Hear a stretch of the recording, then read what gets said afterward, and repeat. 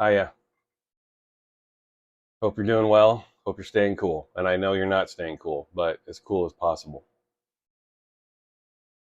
It's supposed to be over 100 again today here.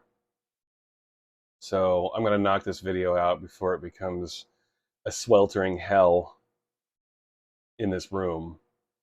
And I'm going to commence with that right now. LFO frequencies. I talked about LFO Advanced for my 100th video because that's just my favorite LFO video. And I wanted to talk about that first. But this is their first album, Frequencies. And I'm not going to talk anymore about how I think Warp has lost their identity. I've done that before. But to me, as someone who was paying attention to this label and this group at the time, this is where it all started for me.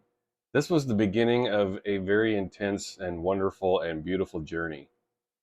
LFO frequencies. This is the epitome of big, booming, warehouse beat house music and techno music. It started right here.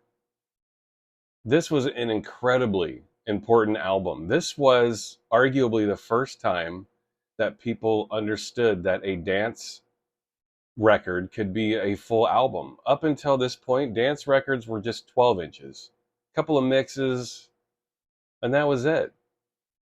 At the time this came out, people weren't convinced that dance music could last and keep people's attention for a full album's worth of music.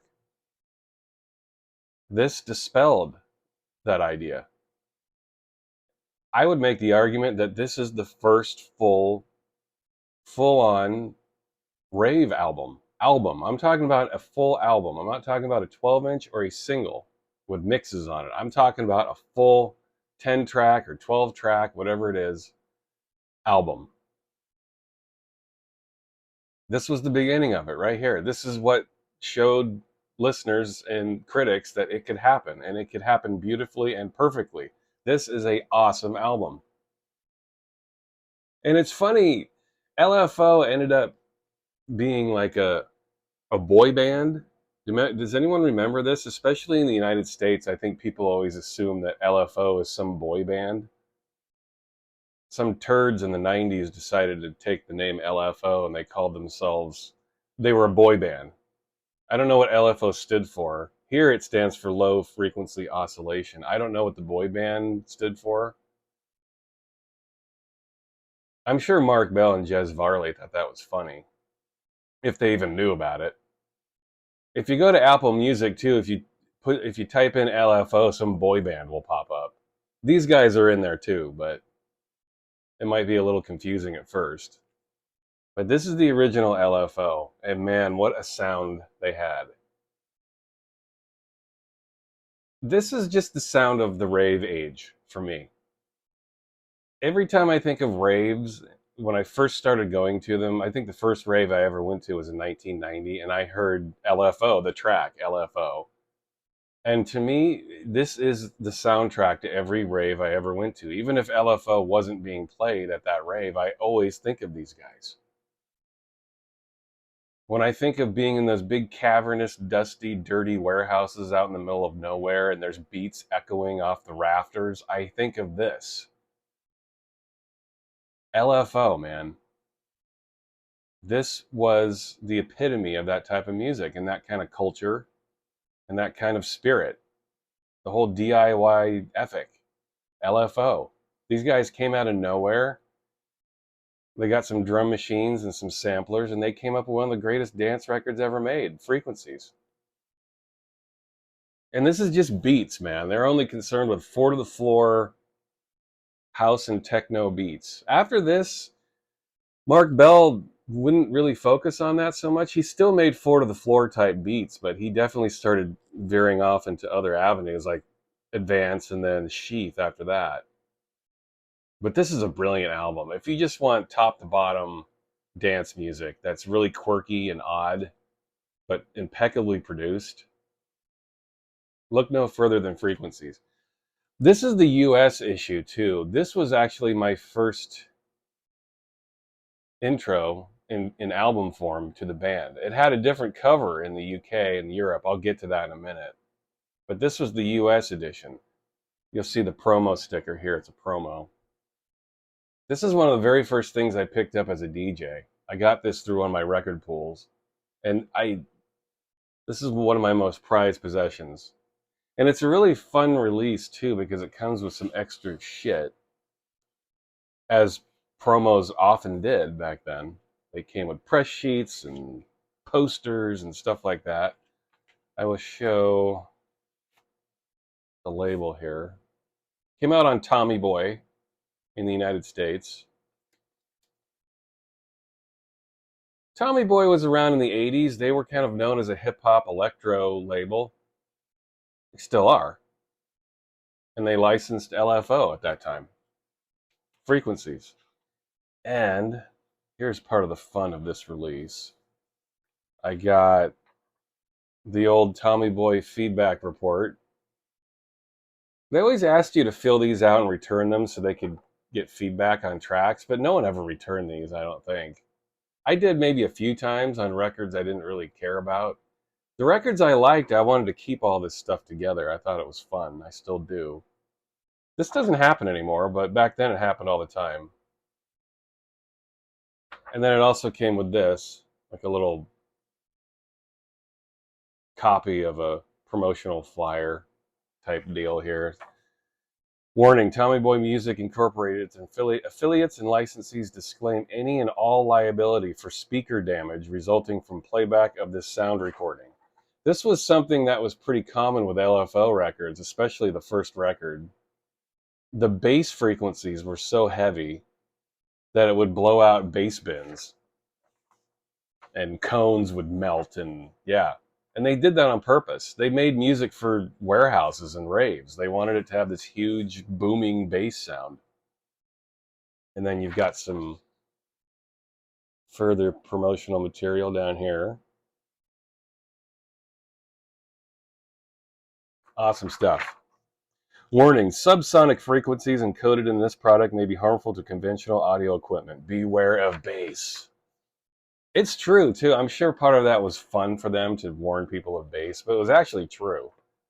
The bass on these records would blow your speakers out.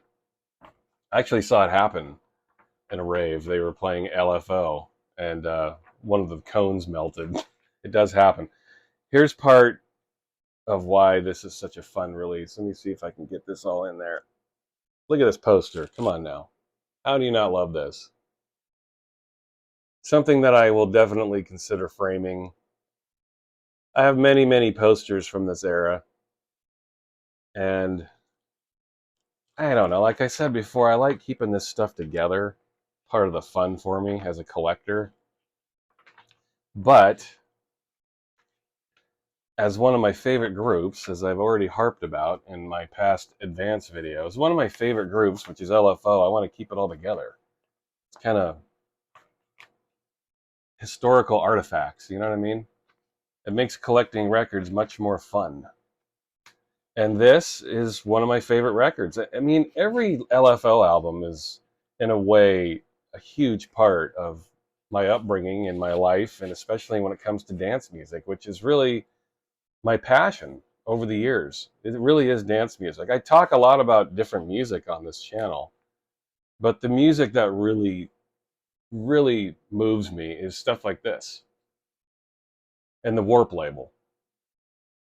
Warp label in the 90s just was magic. It's hard to explain. If you weren't there, you missed out. It was a beautiful time for music. Warp didn't put anything out unless they thought it was very special. And almost everything that came out on the label in the 90s was special. Few were more special than this. This has a slightly different track listing, this US version, and it has a completely different cover. I will talk about the different cover now. This is still a little different than the original cover. This is a reissue they put out about a decade or so ago. I think they actually put this out when Mark Bell died. I want to say maybe 2011, 2010, somewhere around there. It's been a decade or so since they reissued this. They put this out on double wax, 2 albums, as you can see. This was originally released on 1 album. here in the US and Europe.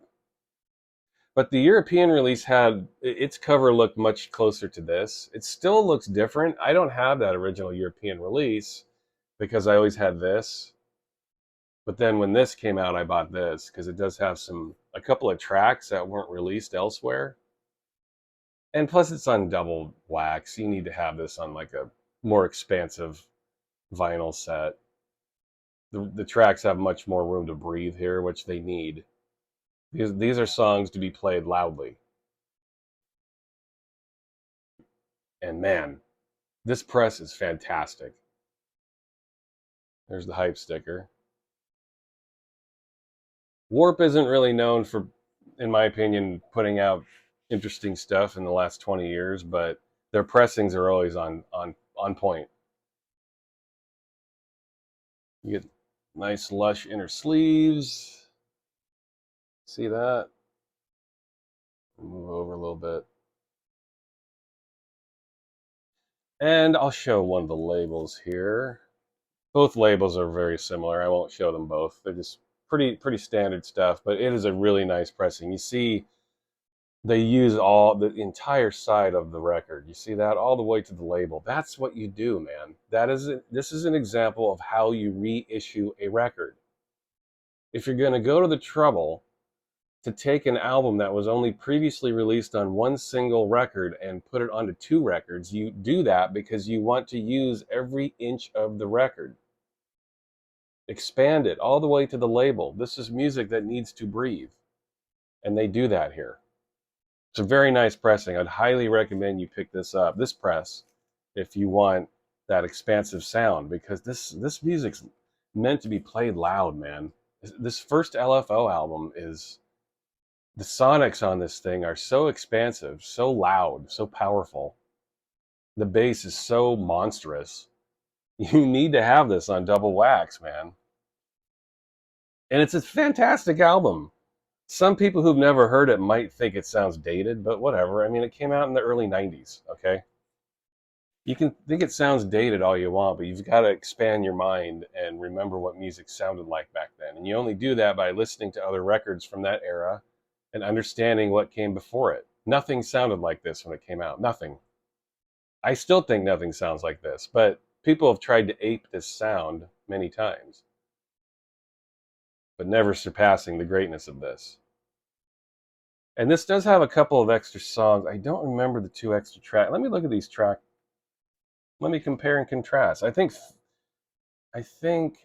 oh, okay, it's just the last two. Groovy Distortion and track 14. Those are the extra two you get here. So, slightly different track listing, but this is a reissue, so. Man, try to find this press. This original US press sounds good too. There's nothing wrong with it, but when you have these songs expanding across the entire side, they just sound so good. Highly influential music here. Anybody who was into dance music in the early 90s, I can't imagine they didn't know who these guys were, and they weren't actively buying their records. Mark Bell and Gez Varley were just crushing it in every single way. And Frequencies was a brilliant start to their career in album form. Amazing stuff. This was the start of it all. This beautiful record right here. Now, words fail me when I think of this record. I love this record. This is one of the most important house and techno records you will ever buy, you will ever have, you will ever see. If you have this in your collection, good. You already know the importance of this. If you don't, you need to at least investigate this. This is groundbreaking phase one type stuff when it came to rave music and dance music and techno music. Really, this was the start of a new age. Those of you who are really into 90s era house and techno and dance music, I mean, this arguably is the greatest moment. LFO, LFO. That was the name of the group. That was the name of the song. And this is the original press on Warp, and it sounds amazing. The sonics on this will rattle your teeth. This Leeds warehouse mix, recorded and mixed and pressed to shake your very bowels to their foundation and make you poop all over the place. You'll lose all control of body function when you hear this on a big system. It's life-changing shit. Music to make you poop. There you go. There's a new genre. Squirt music. Track 4 and Probe, the two B-sides, obviously. This is just glorious music.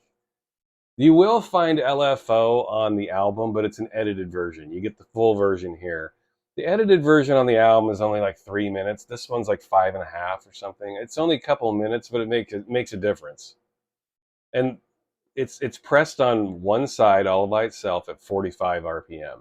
So it's just like, if you have a big system, that bass is going to own you, take you over. One of the greatest dance records of all time, period. Nothing else to say. If you've never heard this, you got a lot of listening to do. If you're into dance music and you've never heard this, I don't understand how you can call yourself a fan of dance music, quite frankly. Maybe you're young, maybe you haven't gotten around to it. But if you're 30 years or older and you haven't heard this and you're into dance music, yeah, what are you doing? What have you been listening to? Put everything else aside, and it's time to get on this. Seriously. Here's the remix. Nothing too exciting, just a remix. You get a remix of LFO. You get a few more B-sides with, I think it's Mentok and Keyjard. Let's see, there we go. More LFO, man, from this era. If you see this logo, good Lord, you are in for a treat. Labels. More labels. Always more labels. Non-stop labels. There they are. I would recommend you pick up every single thing you see from LFO. Just make sure it's not the boy band. Then you're going to be really pissed off. This is We Are Back. And this is the UK edition on Warp. And you'll see a theme here. Obviously, they're pushing this logo very much so. You get We Are Back and Nurture. Yes. A nice B-side there. More labels. Even more labels. More labels. There's always more labels. When you have as many records as I do, there's always another label you're staring at. I can't even imagine how many records I've fondled in my life. It's amazing how many records I've actually had my fingers on. Man, how many germs that have touched my fingers from handling records so many years. What is House? This was a 2-record set, not together, but there are 2 records to this. I'll show you the other one. Mashed Potato is a B-side you get here. There's Syndrome, which would later be remixed. You get a Moby remix. This is when Moby was on top of his game. You get the LFO mix of What Is House. That's an album track, but Moby steps in here and remixes Tantara. Moby was on fire back here. And, you know, as annoying as Moby is as a person, I find him very, very annoying. I think he's very interesting. And he's released a lot of really, really brilliant music. He has. You can't take that away from Moby. Especially his early stuff, and he's been getting into more ambient stuff lately, and I have to say, it's really good. Check out Moby's new ambient stuff. The dude's a great producer. I can't take that away from him. That whole Porcelain era was unfortunate. I think that music's garbage, but Moby's put out a lot of really, really nice stuff. His really early stuff and his latest stuff being his best. The whole middle part you can skip, in my opinion. More labels. Tracks and labels, tracks and labels. Warp was hammering LFO. They were a big hit then. And why not hammer it?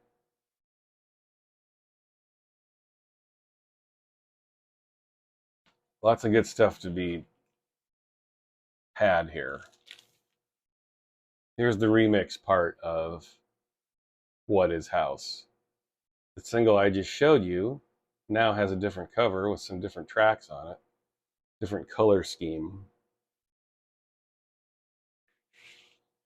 You get a nice, lush, colorful inner sleeve that goes along with it, and you also get funky colored wax with different labels.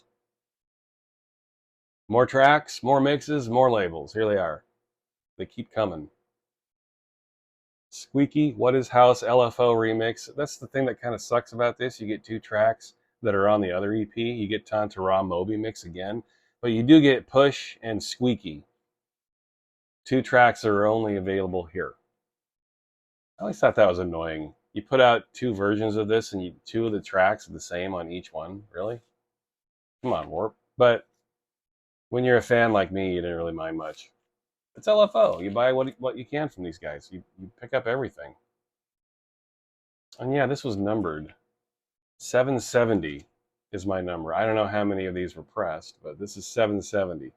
And I'm showing this as just kind of a interesting companion piece to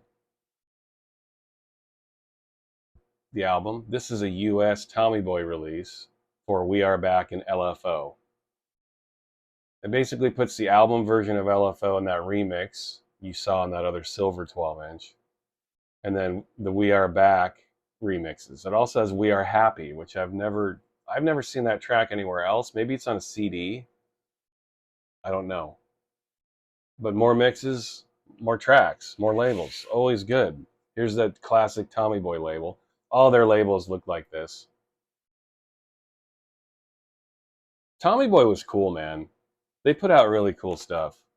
Always fun to pick up what they were doing. They were just into interesting electronic dance music. Really cool label. But this is the US version of LFO, and We Are Back. Slightly different covers. So much good stuff to sink your teeth into here with LFO. But it all comes back to the albums, right? These bad boys.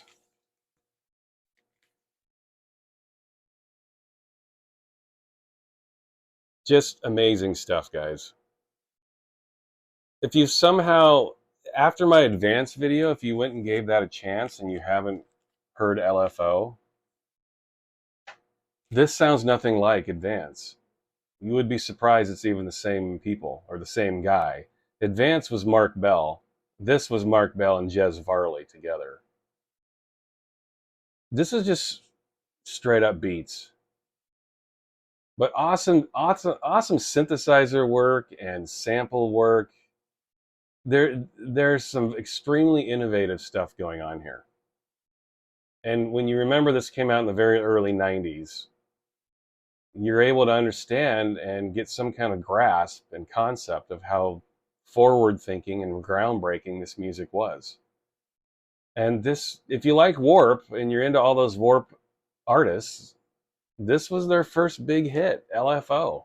It predates everything else on Warp. This was the first group on Warp to really go into the stratosphere and go push it to another level. It started right here. And the beginning of the idea of dance music being in album form. Very, very important to remember that. That did not happen. Maybe it happened a few times. It didn't happen successfully. This was the first time it happened successfully. LFO Frequencies. Experience this album. You will not regret it. Until next time.